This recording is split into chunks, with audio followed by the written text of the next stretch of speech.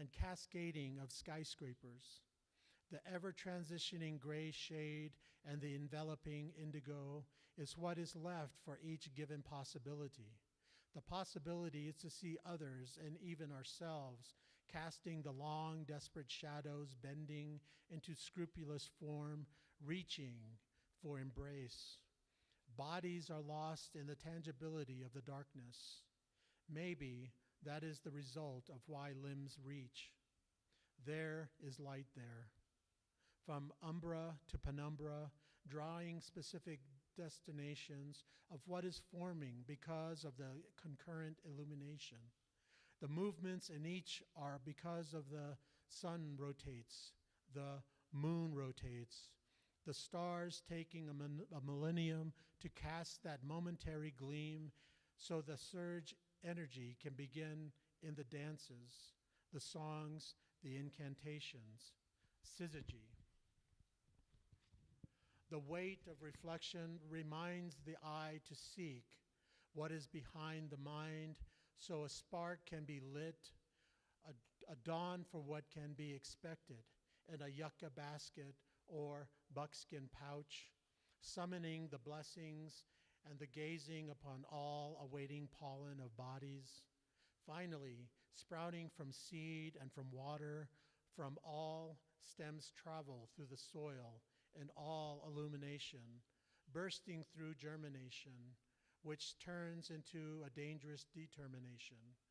So many cannot be cared for, so many cannot be recognized, never finding their opposite. Waters will flow and fall, fauna and seasons will cycle, feet will tread and dance into the night and welcome the morning. There is an absence of opposites, as long as the search for each other never ceases. There is light there.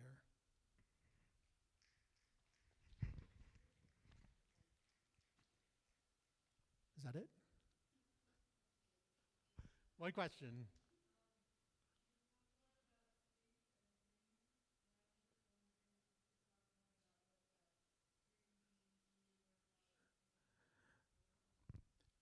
You missed a really good workshop this past Sunday.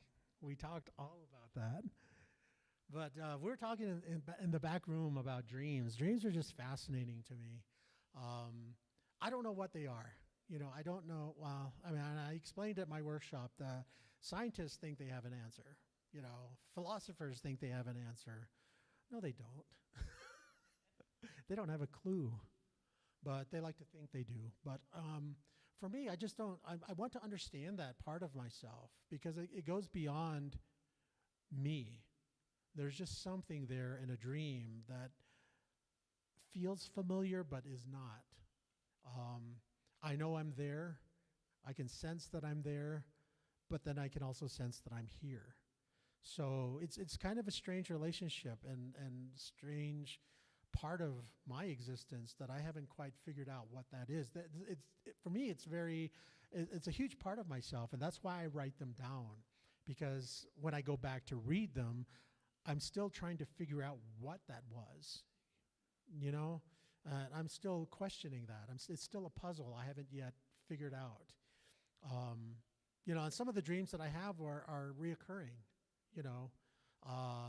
some of them have symbology in them. Some of them I can taste. The dreams I have sometimes are very colorful. But there's a story behind each of them, and there are some in this collection that I've turned into poems. We were talking about the philosophical, or even the cultural idea of the Aborigines and their concept of dreams, that they have a dream time, and in the dream time you're living reality, and right now in our supposed waking state, we're living the dream.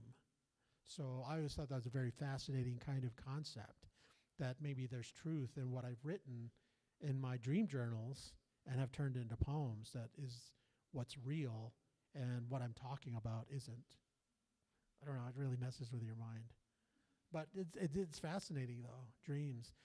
But being able to turn them into poems, I think that furthers that truth about what we're trying to seek in understanding ourselves. Yeah.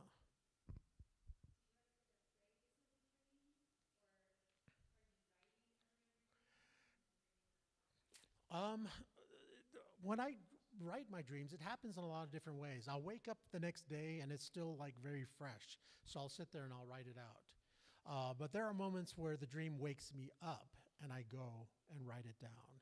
But as far as a phrase, there never has been a phrase.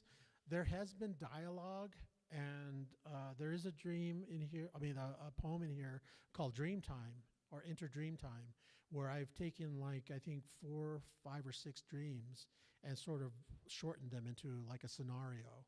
And there's dialogue in here in the dreams that stuck with me. And they're written in the poem. So I thought that was kind of an interesting perspective as far as why they would have said what they had said.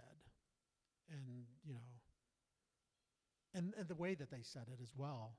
So is that part of like me trying to say that, or is it really happening in a dream from some other reality? I don't know. Or maybe I did too many drugs. That's funny. One of my favorite dreams that you shared in the book was Enter Dream Time. Yes. And you want to share that with for the people who haven't read it? What page is that? Oh, I just posted. 74. I probably won't read them all because, again, they're various different dreams. Um, is there one that you want me to read? Okay, maybe I'm reading the wrong one. But it was the one where the little boy and the older man.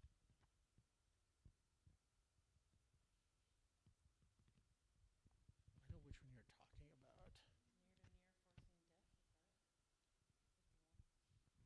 No, that one's a long poem. Yes.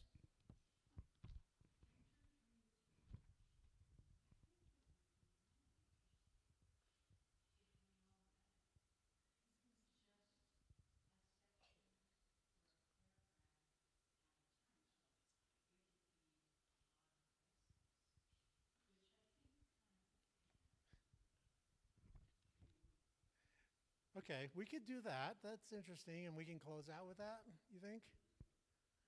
To make this kind of a communal thing.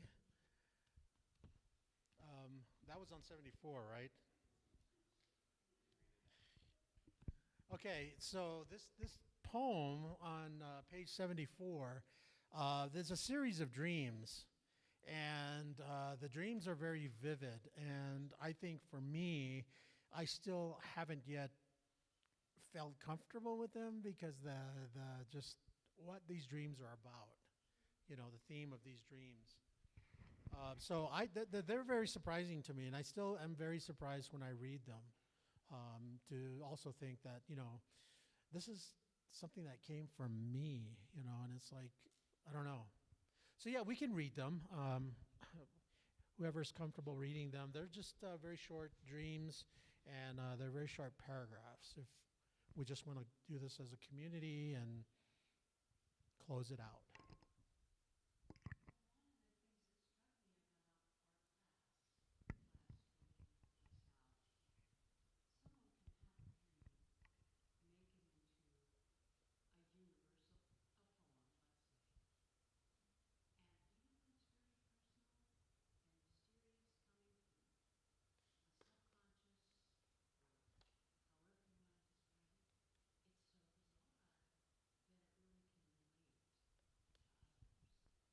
Yeah, and I think that could be the idea that dreams are very universal.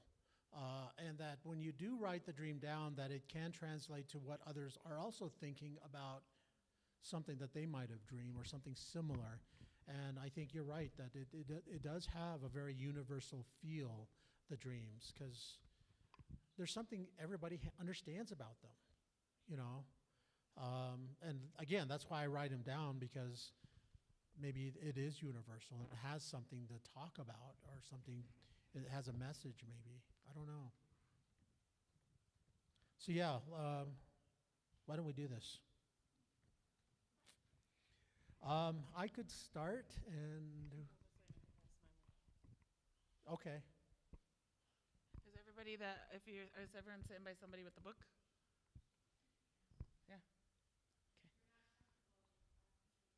Yeah, if you're not comfortable, you can pass the mic. So I'll start out. Page 74, this is a poem or a series of poems, but it's all called Enter Dreamtime. Stroll at midnight. A guy is walking inside an irrigation ditch during the night.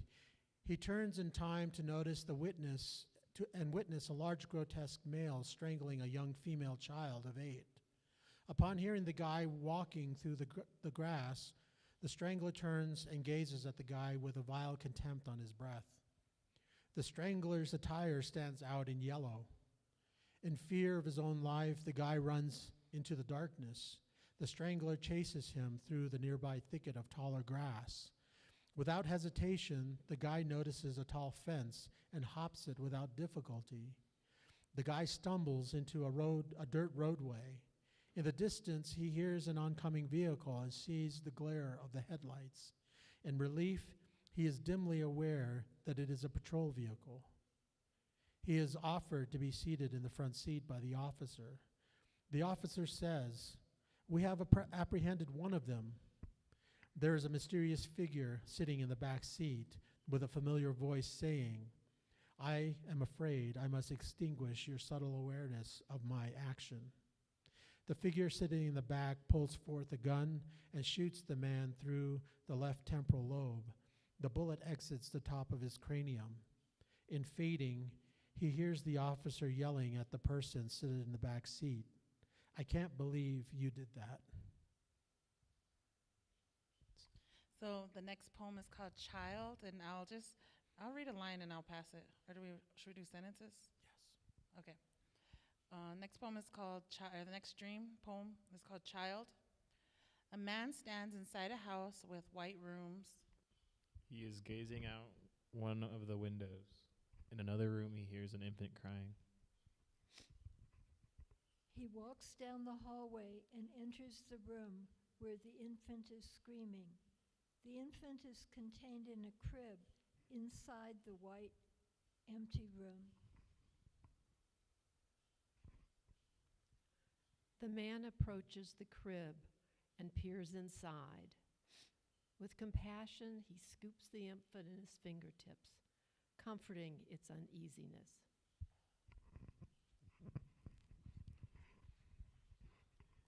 The man slowly walks to the window. Look at what beauty. Do you want to be a part of it? He glances down at the child, observing it. He notices a sort of green seeping from the infant's left nostril. He attempts to wipe it with his fingers, but the seepage continues. He looks at the child again. The infant's head collapses inward. The next poem is called Vulgar Persons. A man is walking at dusk, hitchhiking. He is picked up by someone driving a World War II army truck. He hops inside the back and gets comfortable. He looks to his right. A stranger is covered by an olive green army blanket. Out of curiosity, he scoots closer to the stranger, lifts the cover off his face. The stranger responds, "I'm glad you came along, friend. Now be kind. Remove the cover."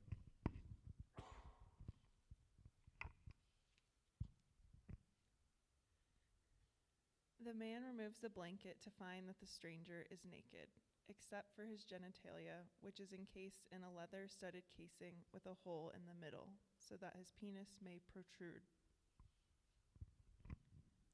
The man, being uncomfortable, veils his eyes. The stranger orders the man to look at him. The man hesitantly looks. The stranger prepares himself for a rigorous custom of courtship and becomes physically knotted with the man. The stranger forces the man to copulate with him. While doing so, the man struggles to free himself. Holding up the stranger's legs, he pushes away. The man looks up and sees himself sitting in the place of the stranger.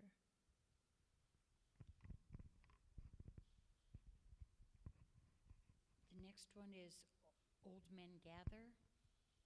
A fellow looks up, and he's holding his leg over his head.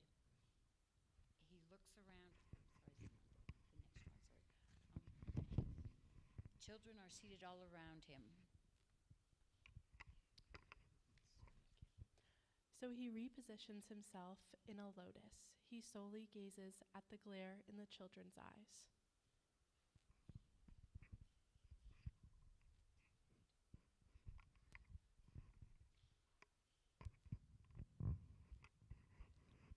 A child approaches the fellow in tears, complaining of his incapability to urinate.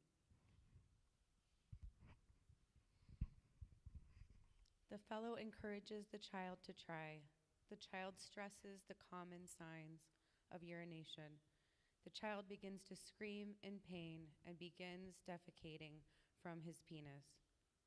Circus music lingers in the background.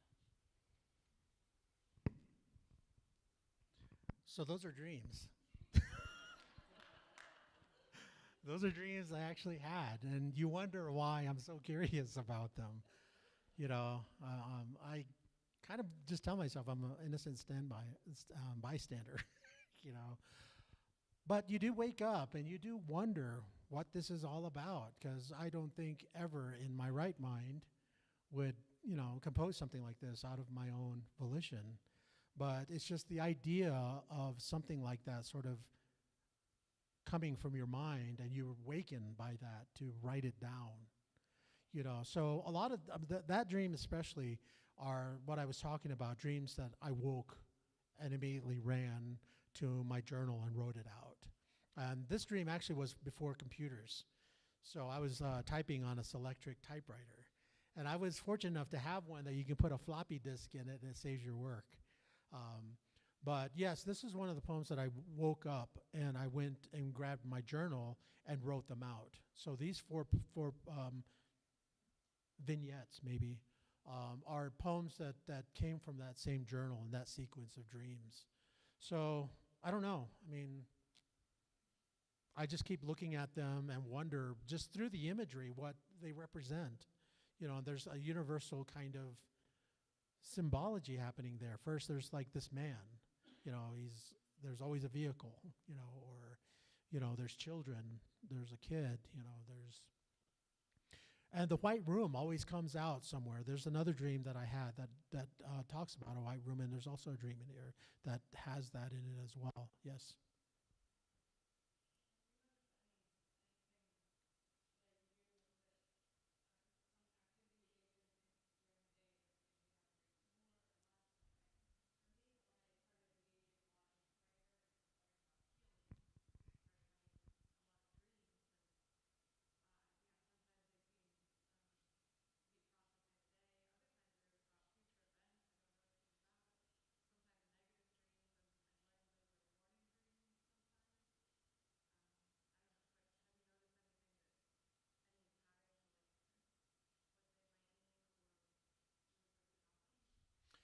Patterns to the dreams I might have, I think was the question.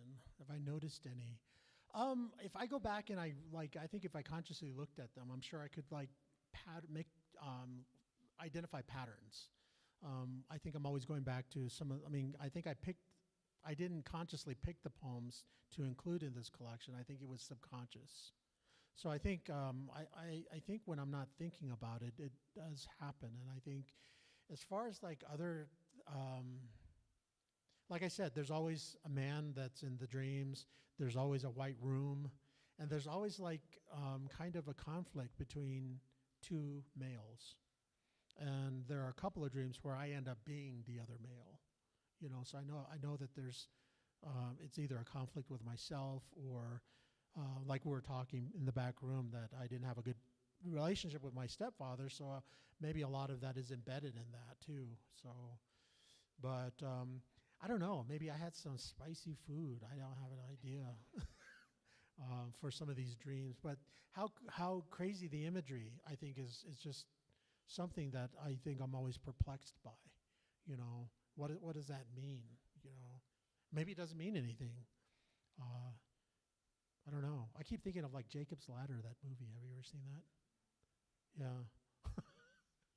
Yeah, some of my dreams kind of remind me of that movie.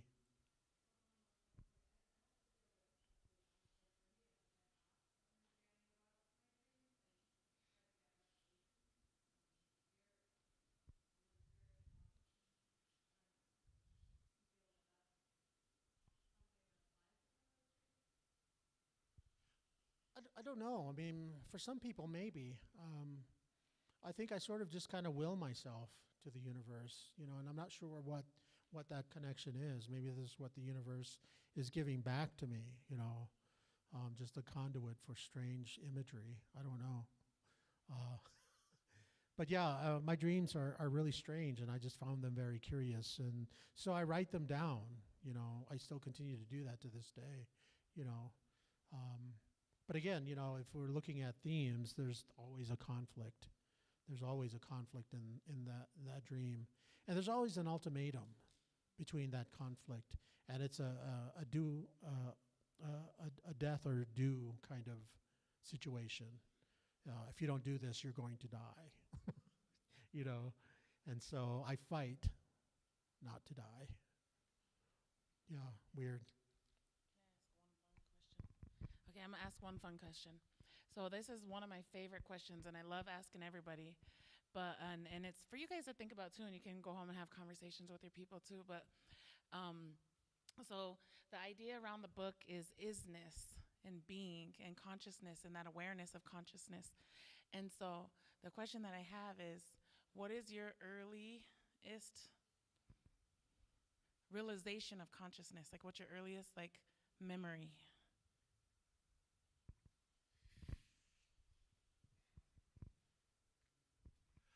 I think, well, oh man, that's going back quite a bit. I remember when I was 10, I woke from a dream, and the dream was that I was in the cabin, and it was raining outside, but I was a woman.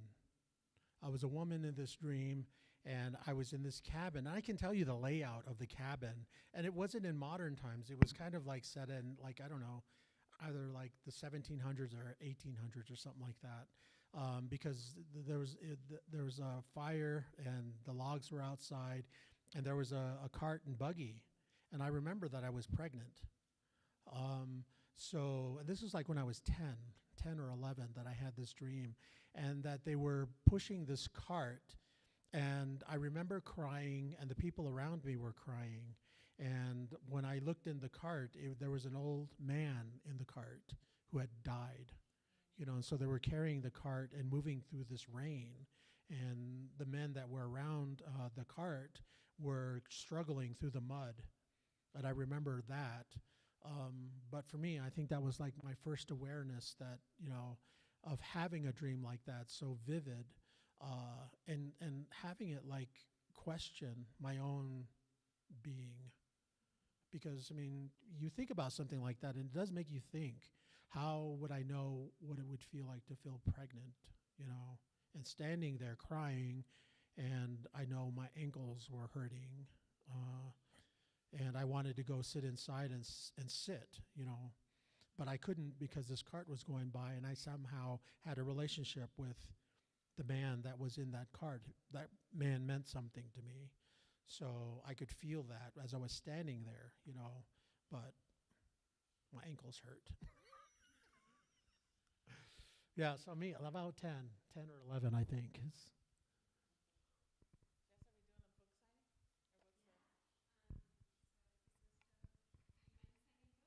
No, I don't mind at all.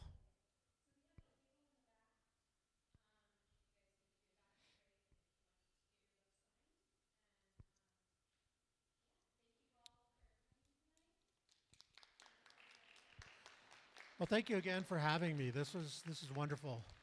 I appreciate everybody coming and participating. For sure. Thanks again.